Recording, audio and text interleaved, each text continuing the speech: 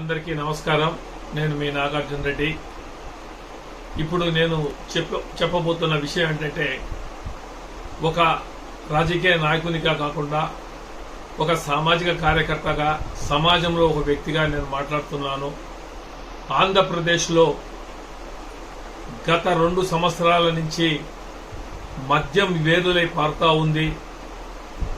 మరి బంగ్యాకు ఇవి కూడా ఎక్కువగా, ఎందుకంటే యువత అనేది ఈరోజు మద్యానికి బానిసలై మరి వాళ్ళు చేస్తున్నటువంటి యాక్సిడెంట్లు, వాళ్ళు చేస్తున్నటువంటి అసాంఘిక కార్యక్రమాలు, వాళ్ళు డబ్బులు లేకపోతే తల్లిదండ్రులను చావకొట్టడము, ఏదో దొంగతనంగా తీసుకుపోవడము, ఇలా నిత్యం చూస్తూ ఉన్నాం. మరి గతంలో మాదిరిగా కాకుండా ఒక కుటుంబానికి 5 మంది 10 మంది కాకుండా ఒకరు లేక 2 పిల్లలు మాత్రమే ఉంటున్నారు ప్రతి కుటుంబానికి. వాళ్ళ తల్లిదండ్రులు ఎంతో కష్టపడి పెంచి పెద్ద చేసి డిగ్రీ గాని ఇంకా ఎక్కువ చదివించి వాళ్ళు ప్రయోజకులైతారు. వాళ్ళ కాళ్ళ మీద వాళ్ళు నిలబడి వాళ్ళు మళ్ళీ తల్లిదండ్రులకు సహకరిస్తారని చెప్పే ఉద్దేశంతో వాళ్ళు పెంచితే, ఈ మధ్య కాలంలో మోటార్ సైకిల్ యాక్సిడెంట్లు చాలా ఎక్కువ అయిపోయాయి. మోటార్ సైకిల్ గుద్దుకోవడం అంటే ఈయన తాగి మద్యం సేవించి బంగాకు సేవించి మత్తులో వీళ్ళు ఏం చేస్తున్నామా అనేది కూడా తెలియకుండా, మరి అదే విధంగా ఈతకు పోయి ఈతలో ప్రమాదవశాత్తు ఈ మద్యం మత్తులో చనిపోవడం, ఇవన్నీ నిత్యం చూస్తూ ఉన్నాం. మరి ప్రియాంక అనే అమ్మాయిని నిన్న కాక మొన్న మద్యం సేవించి కారుతో, ఆమె డాక్టరు చదువుతా ఉంది, ఆ అమ్మాయిని కారు ఎక్కించి ఎనికి ముందుకు కూడా తిప్పడం, వాళ్ళు మద్యం సేవించి పూర్తి స్థాయిలో ఆ విధంగా ఉన్నారు. మరి గత ప్రభుత్వంలో జగన్మోహన్ రెడ్డి గారు ముఖ్యమంత్రి అయిన తర్వాత ఆయన అధికారంలోకి వచ్చేటప్పటికి కేవలం 4,380 షాపులు ఆ రోజు అధికారంలోకి వచ్చేటప్పటికి ఉన్నాయి. దాన్ని 33% తగ్గించేసి 2,934 వరకు తీసుకురావడం జరిగింది. అది ప్రభుత్వం ద్వారా నడిపించడము. ఉదయం 10 గంటల నుంచి రాత్రి 9 గంటల వరకు మాత్రమే అవి ఉండేవి. మద్యం ధర పెంచినా తాగే వాళ్ళ సంఖ్య తగ్గుతుంది, తక్కువ తాగుతారు, ఆరోగ్యం చెడిపోకుండా ఉంటుందని చెప్పేసి ఆనాటి ముఖ్యమంత్రి జగన్మోహన్ రెడ్డి గారు తెలియజేయడం జరిగింది. మరి ఈనాడు కూటమి ప్రభుత్వం అధికారం వచ్చిన తర్వాత, చంద్రబాబు గారు ముఖ్యమంత్రి అయిన తర్వాత రాష్ట్రంలో గతంలో కంటే కూడా గత ప్రభుత్వంలో 20,000 రూపాయలు వార్షిక ఆదాయం మద్యం మీద వస్తే, ఇప్పుడు ఈ ప్రభుత్వం వచ్చిన తర్వాత వార్షిక ఆదాయం మద్యం పైన 30,000 కోట్ల రూపాయల పైగా ఇప్పుడు రావడం జరుగుతూ ఉంది. నేను చెప్పేదేమంటే, దీంట్లో ప్రతి కుటుంబంలో ఉన్నారు. దీన్ని 3 భాగాలుగా విభజించవచ్చు. తాగుడు బోతులు అన్న పదానికి నేను చెప్తున్నది ఏమంటే, ప్రతి కుటుంబంలో తాగే వాళ్ళు ఉన్నారు.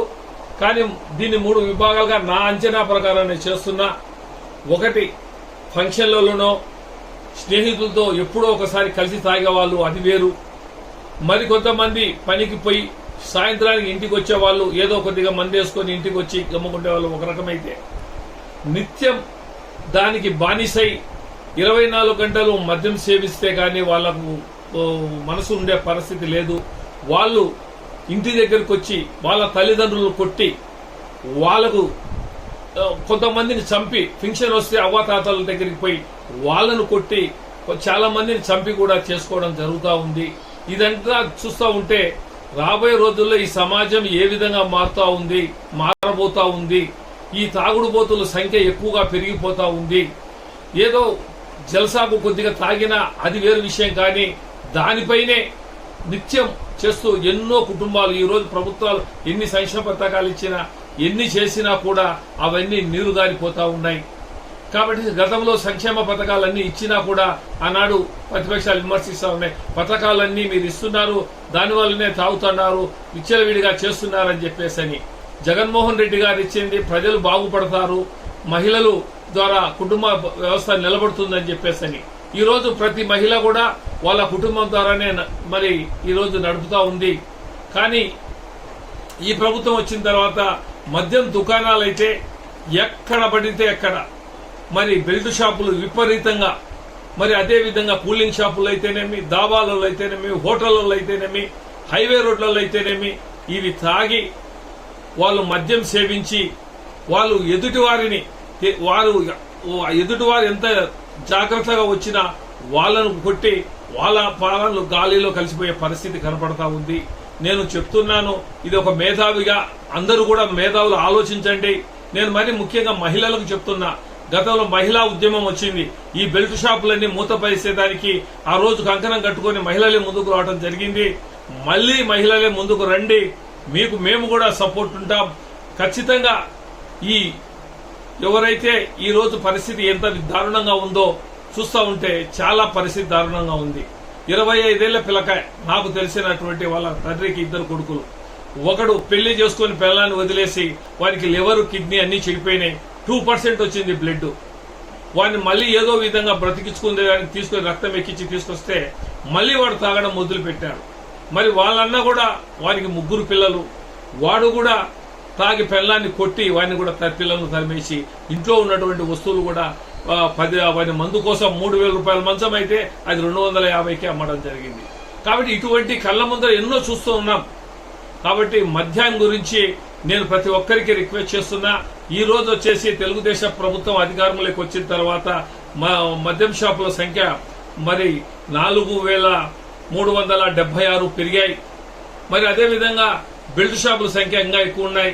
కాబట్టి దీంట్ల మీద కట్టడి చేసి మన ప్రభుత్వం ద్వారా ఎన్ని పథకాలు ఇచ్చినా కూడా అవి సఫలీకృతం కావాలంటే మద్యం కంట్రోల్ చేస్తే గాని కాదు. ఈ మద్యం కంట్రోల్ చేయకపోతే అసాంఘిక కార్యక్రమాలు, మరి దోపిడీలు, దౌర్జన్యాలు, కిరాయి మనుషులుగా తయారై వాళ్ళు మందు కోసం ఏ పనైనా చేస్తారు. కాబట్టి దీన్ని గమనించి ఖచ్చితంగా అందరూ కూడా ఒక ఆలోచన పరంగా ముందుకు రావాలి అని చెప్పేసి మహిళలు ముందుకు రావాలి. అదే విధంగా ఈ రోజు చూస్తున్నాం, ఆంధ్రప్రదేశ్ లో కార్పెంటర్ కానించి, బేల్దార్ కానించి, ప్రతి ఒక్క పెయింటర్ కానించి ప్రతి ఒక్కరు కూడా బీహార్ వాళ్ళు, రాజస్థాన్ వాళ్ళు, మరి ఛత్తీస్గఢ్ వాళ్ళు, ఇట్లాంటి వాళ్ళందరూ కూడా వస్తున్నారు. ఇతర రాష్ట్రాల వాళ్ళకే మన డబ్బులన్నీ వెళ్లిపోతా ఉన్నాయి. ఈ రోజు వరి నాటేసేదానికి కూడా బీహార్ నుంచి వచ్చి వాళ్ళు మగవాళ్ళు నాట్లేస్తున్నారంటే పరిస్థితి ఏ విధంగా ఉంది. ఈ రోజు ఒక చిన్న రైతు కూడా పై మనిషిని పిలుచుకోవాలంటే వాళ్ళకి ఉదయము సాయంత్రము, మధ్యాహ్నము సాయంత్రము 2 బాటలు మందిస్తే గాని వాళ్ళు పనికొచ్చే పరిస్థితి కనపడడం లేదని రైతులు చెప్తా ఉన్నారు. కాబట్టి ఏ పార్టీకి నేను ఉద్దేశించి చెప్పడం కాదు, ఇది వాస్తవంగా ఇది నేను చెప్పేది ఒకటే మాట. దీన్ని గమనించి ప్రతి ఒక్కరు కూడా జాగ్రత్త తీసుకోవాలని చెప్పి మనస్ఫూర్తిగా తెలియజేస్తూ సెలవు తీసుకున్న ఇట్లు మీ నాగార్జున రెడ్డి. నమస్తే.